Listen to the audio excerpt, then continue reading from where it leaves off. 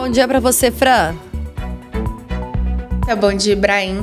E um bom dia também para todo mundo que nos acompanha. Acordou que horas para acompanhar os Jogos Olímpicos? Se é que dormiu, né? Hoje eu perdi um pouquinho, viu? Foi às 6.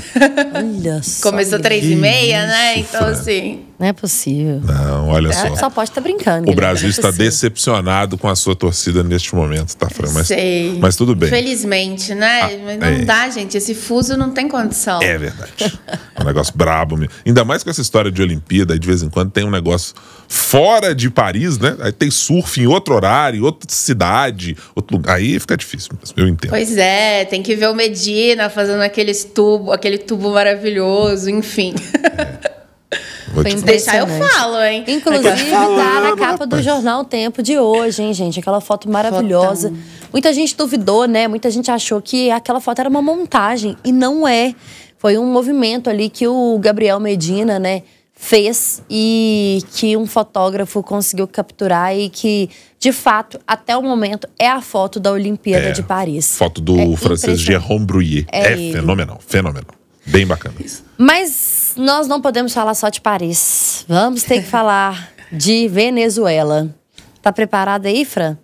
Bora lá. Hoje eu não errei não, né? Comunidade internacional endossa pedido de posicionamento do governo brasileiro sobre as eleições na Venezuela. E aí, Fran?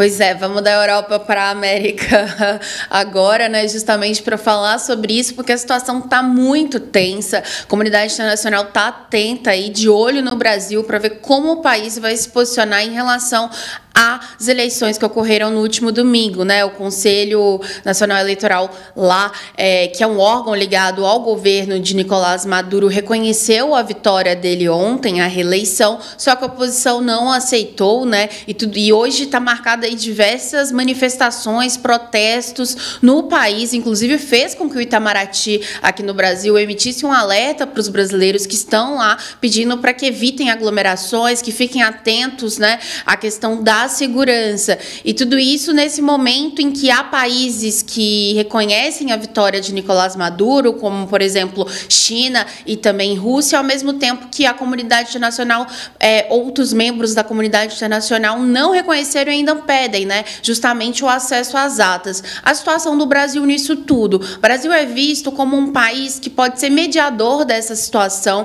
Quem está lá na Venezuela representando o governo brasileiro é o Celso Amorim, que é o assessor especial da Presidência da República para esses assuntos internacionais. E até então, o que o Itamaraty e o que o Amorim estavam dizendo era, a gente precisa ter acesso às urnas. Ainda não tinham feito esse reconhecimento, né, à vitória de Maduro, principalmente porque a oposição, por sua vez, disse que foram 73% dos votos para Edmundo Gonzalez, né? Então a gente vê agora justamente essa queda de braço aí, e que por que o olhar tá tão no Brasil, não só em questão por Amorim ser um das forças internacionais que está presente no país, que a gente lembra que outros observadores foram impedidos pelo governo de Nicolás Maduro de entrar na Venezuela para acompanhar o processo eleitoral, mas também porque o Brasil sempre, a longa data, a gente já falou disso aqui, foi um país próximo da Venezuela, principalmente o governo Lula, se a gente for lembrar ainda lá da época de Hugo Chávez, e que isso permaneceu durante os governos dele, o governo de Dilma Rousseff,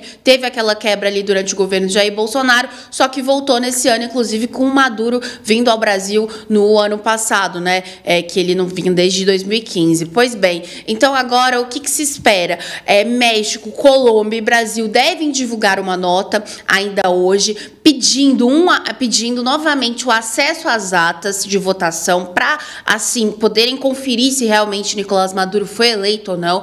Também está previsto hoje uma conversa entre Joe Biden e Lula por telefone. Joe Biden deve justamente pedir a Lula um posicionamento mais firme em relação à Venezuela, e em relação a essa nota que eu citei, o que está travando ainda a divulgação dela é porque eles estão pensando, digamos que no melhor tom. Questões diplomáticas a gente sabe que tem isso, né, que uma palavra muda tudo, mas fato é que se essa demora persistir, se essa situação continuar, o Brasil aí deve adotar essa posição um pouco mais firme, que é esperada justamente por esses outros países da comunidade internacional, como por exemplo na União Europeia, Estados Unidos, enfim. Fato é que agora Nessa que antes o Brasil era um amigo de todos, né, mediador e tudo mais, agora tá aí, digamos que nessa sinuca de bico, em que vai ter que se posicionar de forma, né, esperamos que dure em relação aí à falta de transparência no processo eleitoral da Venezuela. Por falar em nota que você mencionou, vamos fazer uma nota aqui que é triste. Meu Deus do céu, a nota da Executiva Nacional do PT sobre eleições da Venezuela, mencionando uma jornada pacífica, democrática e soberana, nota assinada pela Executiva Nacional, tem algumas outras coisas que são assim, de dar... Pode evitar, Guilherme. De dar arrepio na avaliação feita pela Executiva Nacional do PT. Por exemplo, de que a vitória do presidente Nicolás Maduro, declarada pelo Conselho Nacional Eleitoral, esse que não mostrou ainda as atas da eleição, que dará tratamento, diz a nota, Nicolás Maduro dará tratamento respeitoso para todos os recursos que receba nos prazos e nos termos previstos na Constituição da República Bolivariana da Venezuela. E esse caso venezuelano é bastante sintomático, né, Fran? Porque os observadores internacionais que estiveram por lá, aqueles permitidos de estarem nesse processo, dizem claramente, o problema não está na ida, no processo eleitoral, de chegar até a urna e colocar o seu voto. Não é esse o problema da Venezuela. O problema da Venezuela está alocado muito antes disso, né? Na incapacidade de que a oposição possa chegar com competitividade, que a oposição possa se manifestar livremente, que ela possa fazer os seus atos pacificamente. Mas pôde agora no momento eleitoral? Claro, os olhos do mundo por inteiro estão olhados por lá. Agora vai olhar isso acontecer em outros momentos, quando os grupos paramilitares estão em operação dentro do país. Então é completamente diferente e acho que mais uma vez, na relação que tem com a Venezuela e na maneira como se expressa, a executiva nacional do PT neste caso prestou um serviço lamentável, horroroso, medonho de avaliação política sobre o que aconteceu na Venezuela e sobre como o Nicolás Maduro merece ser classificado e o seu governo. Não é porque tem votações ou dia do voto limpo que o restante do processo o foi, como parece querer fazer crer a Executiva Nacional do PT, né? Pois é, Ibrahim, e também porque essa nota do PT acaba colocando o presidente Lula mais pressionado ainda, né? Se ele vai seguir o que foi dito pelo partido, né? Ou se realmente ele vai ali adotar uma postura mais forte, mais firme em relação a tudo isso. Uma postura que é esperada, tem sido esperada acima de qualquer questão relacionada a questões econômicas e tudo. Lembrando que Maduro ontem, né, já expulsou diversos embaixadores de países que não reconheceram a vitória dele.